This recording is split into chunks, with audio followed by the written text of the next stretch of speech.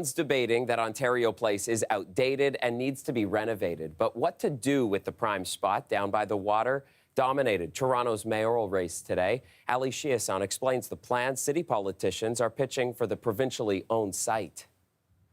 What's the Ontario Place you remember? Theme park, the Cinesphere, swan boats? Okay, now think about the Ontario Place you want for the future. A place for Torontonians and all Ontarians to be able to come together, to play, to congregate, to be healthy, to enjoy our natural environment. Today, mayoral candidates made their pitch for what to do about the old Ontario Place lands, which occupies 155 acres of Toronto's waterfront. But it's owned by the province, and the province has plans to build a resort and spa there, costing hundreds of millions of dollars, including a parking garage that would see the removal of about 800 trees. We're going to say no to Premier Ford. We're going to say no to the privatization of our waterfront. And as mayor, we're going to keep our waterfront here at Ontario Place public for many years to come. I don't think spending $500 million to finance a private spa that most Torontonians can't afford is a priority that we have in Toronto right now.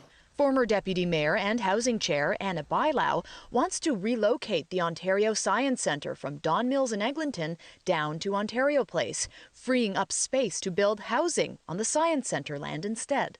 We could build 5,000 homes, 1,500 of those to be affordable. Turns out the province has been looking at bringing some Science Centre programming to the Ontario Place grounds already. Quote, "While that work is ongoing, we're glad that Ms. Bailau agrees and look forward to the support of all mayor candidates as we redevelop this important provincial asset."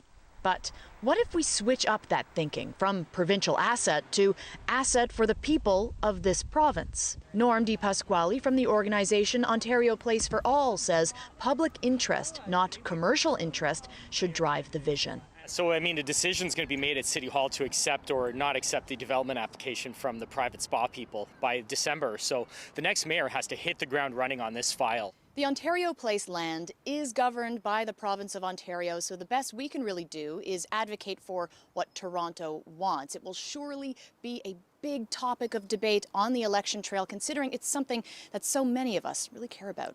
Ali Chiasson, CBC News, Toronto.